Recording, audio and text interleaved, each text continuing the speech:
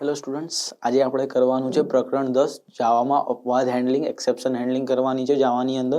તો સૌથી પહેલાં તો આપણે જાણીએ એનો પરિચય કે શું છે અપવાદ હેન્ડલિંગ, કેવી રીતે એક્સેપ્શન્સ હેન્ડલ કરી શકાય છે અને એક્સેપ્શન અપવાદ છે શું એ વસ્તુ આપણે જાણીએ. તો જ્યારે આપણે કોઈ બી વેબસાઇટ રન કરીએ છીએ એની અંદર અલગ અલગ પ્રકારની એરર્સ આવે. એ નોર્મલ એરર્સને શું કહેવામાં આવે છે? એરર્સને કહેવામાં આવે છે અપવાદ, એટલે એક્સેપ્શન શું હોય છે? તો જ્યારે બી આપણે કોઈ પ્રોગ્રામ રન કરીએ એમાં કોઈ વસ્તુની એરર રહી જાય, કોઈ સેમિકોલન રહી જાય, ક્યાંય જો સિન્ટેક્સમાં લખવું જોઈએ એ સિન્ટેક્સમાં આપણે લખ્યું નથી, તો એ બધી વસ્તુઓ શું આવે છે? અપવાદોમાં આવે છે. આપણે એક્સેપ્શન હેન્ડલિંગની અંદર એ ઓટોમેટિક એના રીતે આઉટપુટ ના આપે. અગર કોઈ એરર આવે છે તો બી આપણે જે પ્રકારમાં એને લખ્યું છે એ પ્રકારમાં એ આઉટપુટ આપવું જોઈએ, કે ડાયરેક્ટલી મોટા મોટા પેરેગ્રાફ્સ એરરમાં રેડ કલરના આવવા જોઈએ નહીં. જે એક સેન્ટેન્સ આપણે લખ્યું છે કે આ પ્રકારની એરર આવે તો આ આપણે પ્રિન્ટ કરાવવાનું છે, એ વસ્તુ ખાલી પ્રિન્ટ કરાવવી જોઈએ. મોટા મોટા સેન્ટેન્સીસ જે કમ્પાઇલ ટાઈમ ઉપર આવે છે એ આવવા જોઈએ નહીં. તો એને કહેવાય છે એક્સેપ્શન, એટલે અપવાદ. આગળ જઈએ છીએ આપણે અપવાદોના પ્રકારમાં. તો જાવામાં ભૂલો ઘણી બધી પ્રકારની હોઈ શકે છે, પણ એને બે પ્રકારમાં ડિવાઈડ કર્યું છે. કયા બે પ્રકાર છે? તો કમ્પાઇલ ટાઈમ અને રન ટાઈમ. શું કહેવાય છે? કમ્પાઇલ ટાઈમ અને run time. Compile time errors એટલે કમ્પાઇલ ટાઈમ ભૂલો એટલે જ્યારે આપણે કમ્પાઇલ કરીએ છીએ આપણા કોઈ સિન્ટેક્સની અંદર જ એરર આવી જાય છે, જે વસ્તુ જેવી લખવી જોઈએ એવી લખેલી નથી, તો એ કહેવાય છે કમ્પાઇલ ટાઈમ એરર્સ. અને રન ટાઈમ એરર્સ એટલે સામાન્ય વાક્ય રચનાની ભૂલો. તો એમાં શું આવે છે? રન ટાઈમ એરર્સમાં જ્યારે આપણે રન કરી દઈએ છીએ પ્રોગ્રામ, એના પછી આપણે જે આઉટપુટ જોઈતું હોય એ પ્રકારનો આઉટપુટ આવતો નથી, તો એને કહેવાય છે રન ટાઈમ એરરો. કે પ્રોગ્રામ રન થાય છે પણ જે આઉટપુટ જોઈએ એ આઉટપુટ મળતો નથી, કે આપણે જે વેલ્યુ ઇનપુટ કરાવવાની છે એ પ્રકારની વેલ્યુ ઇનપુટ થતી નથી. ખબર પડી છે? કમ્પાઇલ ટાઈમ અને રન ટાઈમ. જે સિન્ટેક્સ એરર એટલે કમ્પાઇલ ટાઈમ, અને લોજિક્સમાં એરર હોય એ રન ટાઈમ એરર્સ હોય છે. ઓકે, નેક્સ્ટ પર આવીએ છીએ આપણે. રન ટાઈમ ભૂલોમાં બી અલગ અલગ પ્રકાર હોઈ શકે છે. રન ટાઈમ એરર્સમાં કયા કયા પ્રકારની એરર્સ હોઈ શકે છે? જેમ કે આપણે 10ની સાઇઝનો એક એરે લીધો છે, પણ આપણે 11મી કે 12મી વેલ્યુ અપડેટ કે ચેન્જ કરવાની કે ઇન્સર્ટ કરવાની આપણે ટ્રાય કરીએ છીએ. સેકન્ડ છે કે ભાઈ આપણે કોઈ નંબરને ડિવાઈડ બાય 0 કરી દઈએ છીએ, તો એ બી શું થયું? એક રન ટાઈમની એરર થઈ. તો આ બધી વસ્તુઓ શું છે? જાવામાં ઇફેક્ટ કરે છે. હવે આપણને પ્રકાર શેના આપેલા છે અહીંયા, કયા કયા છે? તો array index out of bound exception, એટલે 10ની સાઇઝ આપી છે, આપણે 11મી વેલ્યુ ઇન્સર્ટ કરવાની કાં તો પ્રિન્ટ કરાવવાની એક્સેસ કરી રહ્યા છે, તો એ પ્રકારની એરર. સેકન્ડ છે એરિથમેટિક એક્સેપ્શન. એરિથમેટિક એક્સેપ્શન કે જેમ કે મેં કીધું ડિવાઈડ બાય 0. જ્યારે આપણે કોઈ બી એરિથમેટિક ઓપરેશન્સ કે મેથ્સના ઓપરેશન પરફોર્મ કરીએ તો કોઈ બી નંબર ડિવાઈડ બાય 0 થઈ શકતો નથી. તો આવું કંઈક આપણે ટ્રાય કરીશું તો એરિથમેટિક એક્સેપ્શન જનરેટ થઈ જશે. એના પછી છે ફાઇલ નોટ ફાઉન્ડ એક્સેપ્શન. આપણે કોઈ ફાઇલ ઓપન કરવાનું ટ્રાય કરીએ છીએ પણ એને જાવા લેંગ્વેજને એ ફાઇલ મળતી જ નથી, તો ત્યારે કઈ એક્સેપ્શન આવશે? ફાઇલ નોટ ફાઇન્ડની એક્સેપ્શન રન થઈ શકે છે. Null pointer exception. કોઈ વેલ્યુ આપણે લીધી છે પણ એનો આપણે વેલ્યુ એની અંદર કોઈ સ્ટોર કરી નથી. એક વેરિયેબલ લીધો છે પણ એની અંદર કોઈ વેલ્યુ સ્ટોર કરી નથી, ત્યારે નલ પોઈન્ટ એક્સેપ્શનની એરર આવશે. એના પછી છે નંબર ફોર્મેટ એક્સેપ્શન. આપણે ઇન્ટીજર્સ ઇનપુટ કરાવવાનું કર્યું છે પણ આપણે રન ટાઈમ ઉપર નાખીએ છીએ એની અંદર કેરેક્ટર્સ, તો ત્યારે બી આ એક્સેપ્શન રન થશે. અને લાસ્ટ છે પ્રિન્ટ ઇનપુટ આઉટપુટ એક્સેપ્શન, એટલે જે વસ્તુને આપણે એક્સેસ માંગ્યો છે પ્રિન્ટ કરાવવા માટે એ થતું નથી. આ બધી પ્રકારની એરર્સ હોય છે. એકવાર આપણે ત્યાં જઈને ટ્રાયના બ્લોકના થ્રુ પ્રોગ્રામ કરીને જોઈએ છે. આવી જઈએ છીએ આપણે સૌથી પહેલા આપણા પ્રોગ્રામ ઉપર. ઓકે, આ રહ્યો આપણી પાસે પ્રોગ્રામ. મેઇન ડોટ જાવાનો class main public static void main string arguments આપણે લખી દીધું છે. એના પછી આપણે સૌથી પહેલા આ એક્સેપ્શન હેન્ડલિંગ કરવા માટે કયો બ્લોક સ્ટાર્ટ કરવો પડશે? ટ્રાય બ્લોકનો સ્ટાર્ટ કરવો પડશે. કયો બ્લોક? Try block. ટ્રાય બ્લોકની અંદર જે બી પ્રકારનો કોડ આપણે કરવાનું છે એ આપણે લખી શકીએ છીએ. કેવી રીતે? આવી જઈએ ફરીથી અહીંયા. તો અપવાદોની હેન્ડલિંગમાં કઈ કીવર્ડ્સ યુઝ થઈ શકે છે? તો કીવર્ડ્સ થાય છે જેમ કે ટ્રાય, કેચ અને finally. Try, catch and finally. Try બ્લોકની અંદર જેટલા બી આપણા કોડ્સ હશે, જે બી કોડ્સ હશે આપણા, એ બધા કોડ્સ પ્રિન્ટ કરવાના રહે છે ટ્રાય બ્લોકની અંદર, જે બી વસ્તુ ટ્રાય કરાવવાની છે. કેચમાં શું? તો કોઈ પ્રકારની એરર જનરેટ થાય છે, રન ટાઈમ એરર્સ જનરેટ થાય છે, તો એ કેચ બ્લોક શું કરશે? એને ફેચ કરશે અને એ આપણને આગળ પ્રિન્ટ કરીને આપી દેશે. પણ એમાં એક સ્પેસિફિક કીવર્ડ્સ હોય છે જે લખવા પડે છે, એ આપણે પ્રોગ્રામ કરતા વખતે જોઈએ. અને લાસ્ટ છે ફાઇનલી બ્લોક. ફાઇનલી બ્લોક એટલે લાસ્ટમાં એક બ્લોક હોય છે જે કાયમ પ્રિન્ટ થાય. ઉપરનો પ્રોગ્રામ એરર્સ વગર રન થયો છે કે એરર્સના જોડે રન થયો છે, પણ એ પ્રોગ્રામ ફાઇનલીનો બ્લોક તો પ્રિન્ટ થશે ને થશે જ. ઓકે, જેમ કે અહીંયા લખ્યું છે try block public static void main start કરતા પછી જ આપણે ટ્રાય કીવર્ડ સ્ટાર્ટ કરીશું. Curly brackets open and curly brackets close. એના વચ્ચે જે બી એક્ઝિક્યુટ કરવાની છે આપણે સ્ટેટમેન્ટ્સ, એ બ્લોકમાં લખી શકીએ છીએ. તો અહીંયા આવી જઈએ છીએ, આપણે ટ્રાય લખીએ. ટ્રાયની અંદર હવે જેમ કે મેં એક વેરિયેબલ લીધો integer A. Okay, integer A equals to 13 divide by 0. Okay, arithmetic એક્સેપ્શનનો કરીએ છીએ તો 13 ડિવાઈડ બાય 0 અગર પ્રોપર જાય છે તો શું કરી દઈશું? આપણે પ્રિન્ટિંગ કરી દઈશું. System dot out dot print એલનથી એને પ્રિન્ટ કરાવી દીધું. ઓકે, તો સિમ્પલ ટ્રાય બ્લોક આપણો લખાઈ ગયો. એના પછી શું કરીએ છીએ આપણે? તો એના પછી આપણે કરવાનું છે કેચ બ્લોક. કેચ બ્લોક શું કરશે? ટ્રાય કરેલી કન્ડિશન્સમાં અગર એરર આવે છે, શું? ટ્રાય કરેલી કન્ડિશન્સમાં અગર એરર આવે છે તો આપણે કેચ બ્લોકની અંદર પહેલા એક્સેપ્શનનું નામ લખીશું. એટલે જે બી એરર્સ, રન ટાઈમ એરર્સને એક્સેપ્શન કહેવામાં આવે છે, તો જે બી એક્સેપ્શન્સ આવશે એ એક્સેપ્શનનું નામ અને આગળ એનો ઓબ્જેક્ટ એટલે કોઈ બી એક વેરિયેબલ લઈશું. જે વેરિયેબલ આપણે પ્રિન્ટ કરાવીશું તો આપણને ખબર પડી જશે કયા પ્રકારની એરર્સ છે. તો એ કેચ બ્લોકની અંદરથી થઈ શકે છે. તો આગળ આપણે અહીંયા આવીએ. ઓકે, આની નીચે લખું છું કેચ બ્લોક. ટ્રાયના બ્રેકેટ્સ ક્લોઝ થયા પછી જ, શું? ટ્રાયના બ્રેકેટ્સ ક્લોઝ થયા પછી જ કાયમ કેચ બ્લોક સ્ટાર્ટ થશે. ઓકે, કેચની અંદર આપણે લખીએ છીએ એરિથમેટિક એક્સેપ્શન. હવે એક વસ્તુ ખાસ ધ્યાન રાખશો, જે બી ફોર્મેટ આપેલો છે, શું? જે બી ફોર્મેટ આપેલું છે એ પરફેક્ટ ફોર્મેટમાં જ લખવું પડશે. જાવા ઇઝ કેસ સેન્સિટિવ, તો એ જ પરફેક્ટ ફોર્મેટમાં આપણે કીવર્ડ્સ લખવા પડશે. તો આપણે એ કેપિટલ એરિથમેટિક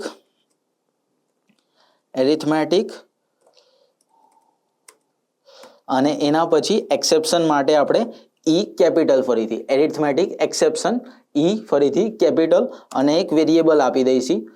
આપણે આપીએ છીએ ઈ નામનો વેરિયેબલ. અગર એક્સેપ્શન એરિથમેટિક એક્સેપ્શન અગર થાય છે તો આ પ્રિન્ટ થઈ જશે કે ભાઈ ડિવાઇડેડ બાય 0, તો એરર છે. તો system dot out dot print એલનમાં આપણે ફરીથી એ ઈ વેરિયેબલને પ્રિન્ટ કરાવી દઈએ છીએ. ઓકે, રન કરીને જોઈએ આ વસ્તુને.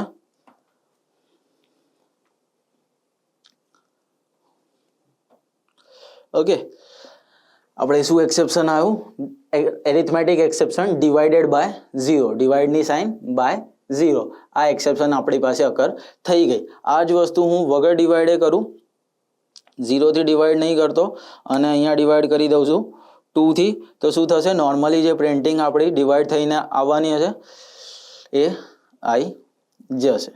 Okay, 6 is the output. કેમ કે આપણે ઇન્ટીજરમાં લીધું છે એટલે 6.5 નહીં આવે.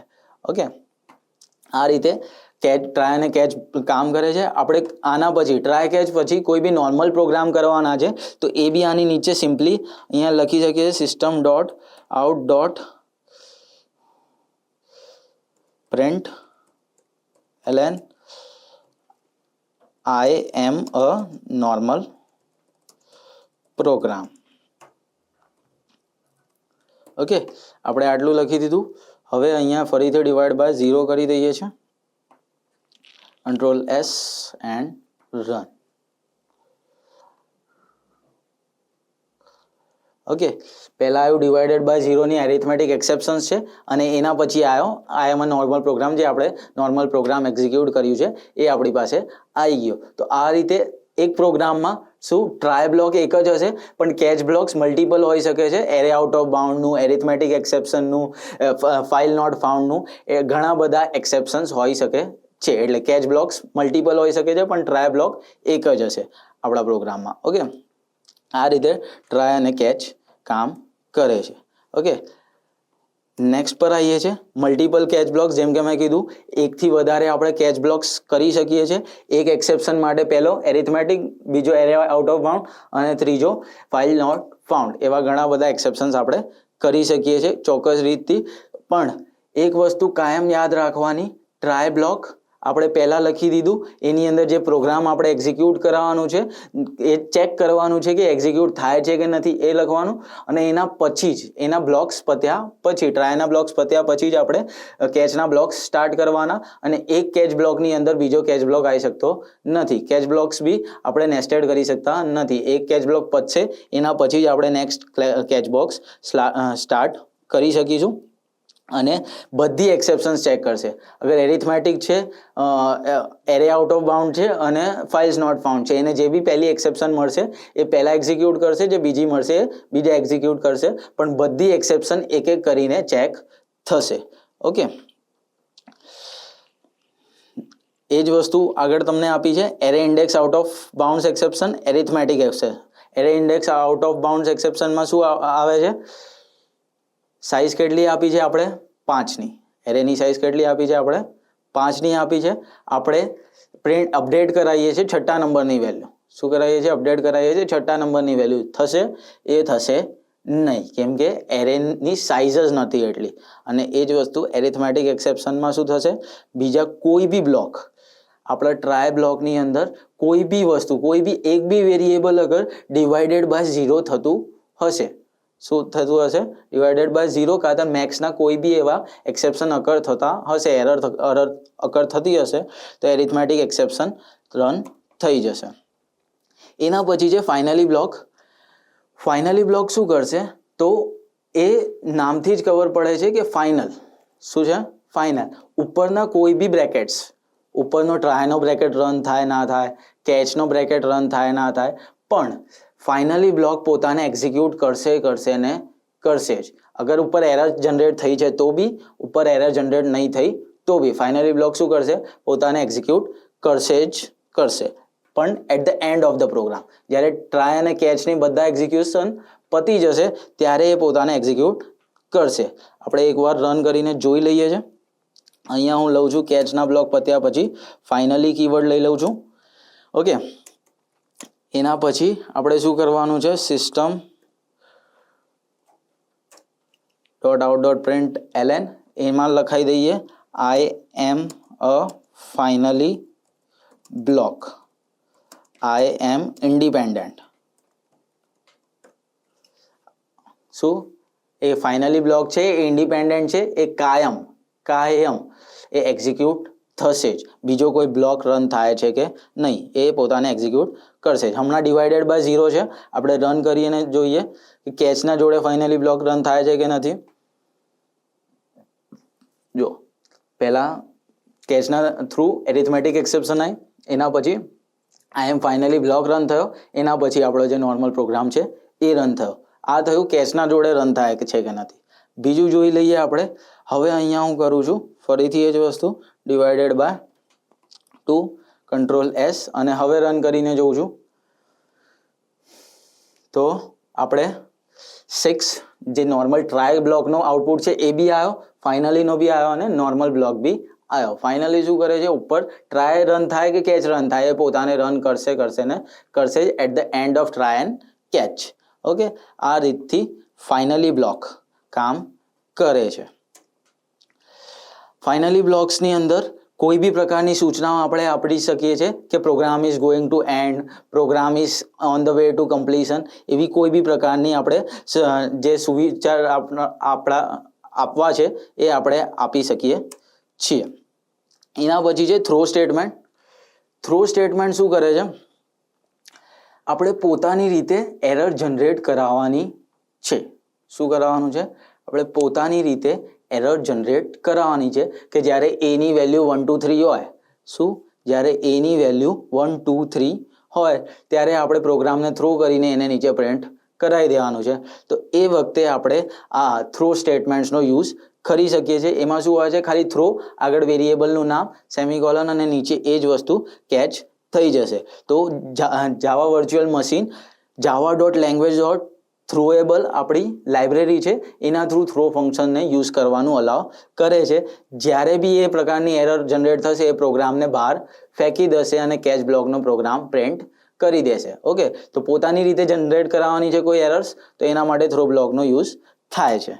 ઓકે, આપણે એની આગળ મેથડ્સ બી નાખી શકીએ છીએ થ્રો બ્લોકની આગળ, કે આપણે ક્યારે જનરેટ કરવાનું છે, કેવી રીતે જનરેટ કરવાનું છે, અને જ્યારે આપણે એ એરર થ્રો કરાવીશું તો એરરનું નામ શું હશે. અહીંયા સિન્ટેક્સ આપેલી છે, મેથડ મોડિફાયર્સ, આપણે જે બી નામ આપવાનું છે એ, એના પછી રિટર્ન ટાઈપ એટલે વેલ્યુની રિટર્ન ટાઈપ કયો હશે, અને વેલ્યુઝની આપણે આર્ગ્યુમેન્ટ્સ એટલે જે બી વેરિયેબલ્સ કયા હશે એ આપણે આગળ આપી દેવાનું આવે છે. આ રીતથી આપણે થ્રો સ્ટેટમેન્ટ્સનો બી યુઝ કરી શકીએ છીએ. ટ્રાય બ્લોકની અંદર શું થ્રો સ્ટેટમેન્ટ્સ કાયમ ટ્રાય બ્લોકની અંદર ઇફ એલ્સ ખાતર એવું ફોર લૂપનો પ્રોગ્રામ આપણે કરીશું, એના અંદર જ કાયમ થ્રો બ્લોક્સનો યુઝ થશે. થ્રો બ્લોક ક્યારે બી ટ્રાય બ્લોકની બહાર પ્રિન્ટ થશે નહીં, ખાતર યુઝ થશે નહીં. થ્રો બ્લોક કાયમ ટ્રાય બ્લોકની અંદર જ પ્રિન્ટ થશે. ઉદાહરણ તરીકે આપણે કોઈ ડિવિઝન પરફોર્મ કરાયો છે, હવે ડિવિઝનનો આઉટપુટ 0 આવે છે. શું આવે છે? ડિવિઝનનો આઉટપુટ. ડિવાઇડેડ બાય 0 નથી, ડિવિઝનનો આઉટપુટ આપણે 0 આવે છે. ત્યારે આપણે પ્રોગ્રામને થ્રો કરાવીને જે નોર્મલ વેલ્યુઝ A અને B ની હતી એ જ પ્રિન્ટ કરાવી દેવાની છે. A divided by B print કરાવવાનું નથી. ત્યારે આપણે થ્રો ક્લોઝનો યુઝ કરી શકીએ છીએ. શું લખીશું? તો if A module B equals to 0, A divided by equals to 0, તો આપણે શું કરી દઈશું? થ્રો કરી દઈશું પ્રોગ્રામને નીચે. જ્યારે થ્રો થશે એ પ્રોગ્રામ, એ કેચ બ્લોક શું કરશે? કેચ કરશે એને અને એક્સેપ્શન પ્રિન્ટ કરી દેશે. Okay, creating custom exception. Custom એક્સેપ્શનમાં શું આપ્યું છે આપણને? માર્કશીટ આપણે કોઈ પ્રોગ્રામમાં બનાવેલી છે, માર્કશીટને આપણે ઇન્ટીજર્સની વેલ્યુ ઇનપુટ કરવાની કીધી છે, પણ એ ઇન્ટીજર્સની વેલ્યુઝની જગ્યાએ કોઈ ફ્લોટની વેલ્યુ ઇન્સર્ટ થાય છે. તો ત્યારે આપણે કસ્ટમ એક્સેપ્શન એટલે પોતાની રીતે એક્સેપ્શન બનાવી શકીએ છીએ કે ભાઈ ફ્લોટની વેલ્યુઝ બી અગર ઇન્સર્ટ થાય તો આપણે પ્રોગ્રામને થ્રો કરાવવાનું છે. આ java.util.scanner જે નોર્મલ આપણી ક્લાસ છે એના થ્રુ જ આપણે યુઝ કરી શકીએ છીએ. ઓકે, ક્રિએટિંગ કસ્ટમ એક્સેપ્શનમાં આગળ છે આપણી પાસે ઇનવેલિડ માર્ક્સ એક્સેપ્શન, કે જેમ કે આપણે માર્ક્સ નાખીએ છીએ લેસ દેન 35 કાં ગ્રેટર દેન 100. શું? લેસ દેન 0 કાં ગ્રેટર દેન 100, તો એ માર્ક્સ વેલિડ નથી. ભલે છે ઇન્ટીજર્સ, આપણે ઇન્ટીજરનો ઇનપુટ કરાવ્યો છે, એ છે બી શું છે? ઇન્ટીજર જ છે, પણ લેસ દેન 0 માર્ક્સ હોઈ શકતા નથી અને ગ્રેટર દેન 100 બી હોઈ શકતા નથી. ત્યારે આપણે પોતાની રીતે કોઈ એરર જનરેટ કરાવવાની છે કે આ રોંગ માર્ક્સ છે કાં ઇલીગલ માર્ક્સ છે. તો એ વખતે આપણે લૂપ્સના થ્રુ અને લૂપ્સના જોડે ઇફેલ્સના થ્રુ આપણે એરર્સ જનરેટ કરાવી શકીએ છીએ. લૂપ્સમાં કોઈ બી યુઝ કરી શકીએ છીએ, વાઇલ, ડુ વાઇલ કાં ફોર. ઓકે, હવે આગળ આવી જઈએ છીએ આપણે એડવાન્ટેજીસ ઓફ એક્સેપ્શન હેન્ડલિંગ. અપવાદ હેન્ડલિંગના પ્રોગ્રામ સામાન્ય પ્રવાહને જાણવાની મંજૂરી આપે છે. આપણા કોઈ બી પ્રોગ્રામ છે એમાં કોઈ બી પ્રકારની એરર્સ છે તો એની એ જનરેટ કરાવવાની, આપણા રીતે મેન્યુપ્યુલેટ કરવાની પરમિશન આપે છે. ભૂલના પ્રકારો શોધવામાં કામ આવે છે. જમાવટ પહેલાં પ્રોગ્રામને ડિબગ એટલે ડિબગિંગ, પ્રોગ્રામને આપણે આગળ પહોંચાડીએ, કોઈ વેબસાઇટ ઉપર અપલોડ કરીએ એના પહેલાં આપણે પ્રોગ્રામને ડિબગિંગ કરવાની છે, તો એના માટે અલાવ કરે છે. તે વિવિધ રન ટાઈમ ભૂલોને શોધી શકે છે. જે બી રન ટાઈમની ઘણી બધી ભૂલો છે જે શોધી શકે છે અને પ્રોપર આઉટપુટ આપી શકે છે. તો આ બધા શું છે? એક્સેપ્શન હેન્ડલિંગના એડવાન્ટેજીસ, અપવાદ હેન્ડલિંગના એડવાન્ટેજીસ છે. ઓકે, આટલું છે તમારા ચેપ્ટર 10 માટે. Thank you.